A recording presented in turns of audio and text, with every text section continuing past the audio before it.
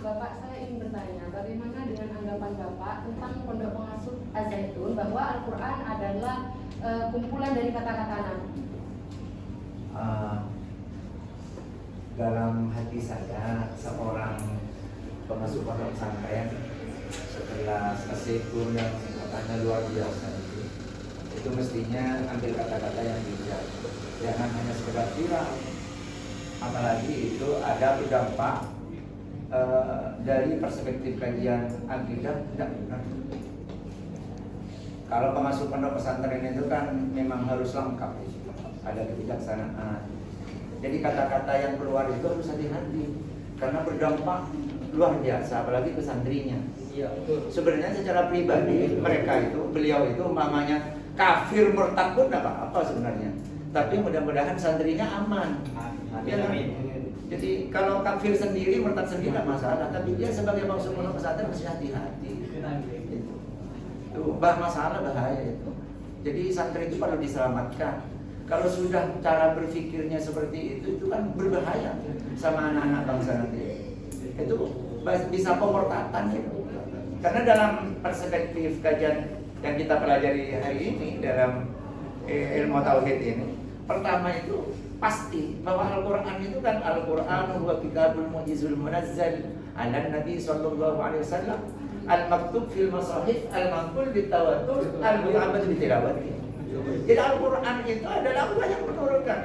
Al-Quran huwa kitabul mu'jizul munazzal. Al-Quran itu ada diturunkan oleh Nabi dan oleh Allah Subhanahu wa taala kepada Nabi Muhammad SAW sebagai mukjizat. Al-maktub fil masahif yang ditulis dalam mushaf-mushaf pada saat itu. Al-manqul bitawatur diriwayatkan dengan cara mutawatir Allah, malaikat Jibril, Nabi Muhammad. Jadi Nabi Muhammad itu bukan merangkai kata-kata sendiri, tapi Allah menurunkan lewat malaikat Jibril.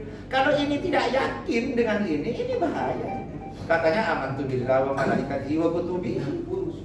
Ini seolah-olah kan menuduh Nabi Muhammad, seolah-olah menuduh Nabi Muhammad itu merangkai kata-kata sendiri. Bahaya itu. Menuduh ini. Sementara itu jelas. Itu Al-Quran itu Allah turunkan kepada malaikat Jibril, lewat malaikat Jibril lalu diterima oleh Nabi Muhammad SAW. Bahkan al-manqul bitawatur al-muta'abbadu bitilawati yang kita bahas tadi itu ya. Jadi membaca Al-Quran itu sebagai ibadah. Ada pemukjizatan yang dahsyat luar biasa yang tadi itu ada penelitian. Itu luar biasa.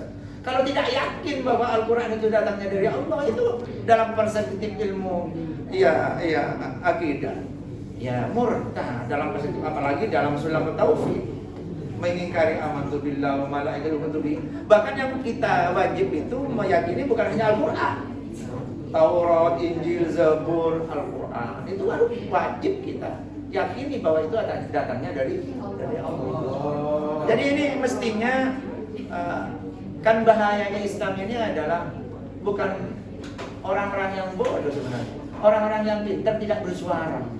Orang-orang yang pintar tidak bersuara, semestinya ini perlu ambil tindakan. Ini perlu diselamatkan santri-santri di sana. Bahaya itu, bahaya. Seorang ini mungkin kan jiwanya sudah seperti itu ada luapan. Jadi semuanya Allah ini. Allah yang membuka ini bahwa dalam hati seorang itu keluar seperti itu sudah Allah tambahkan. Itu gambaran lisan, itu gambaran dari hatinya itu. Jadi mau dikemanakan itu anak-anak pondok yang besar itu. Ya, itu perlu ada tindakan mestinya. Ya, benar, apalagi viral-viral yang lain. Saya pernah lihat langsung itu bahwa madhab ditanya ke madhab siapa? Mahmud Soekarno itu. Ya ada itu, dapat referensi dari mana? Madhab Soekarno. Ada itu kebablasan.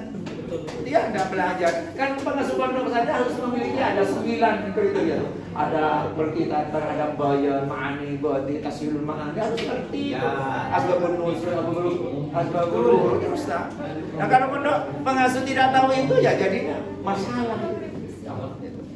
Terima kasih Bapak. Ya, terima kasih.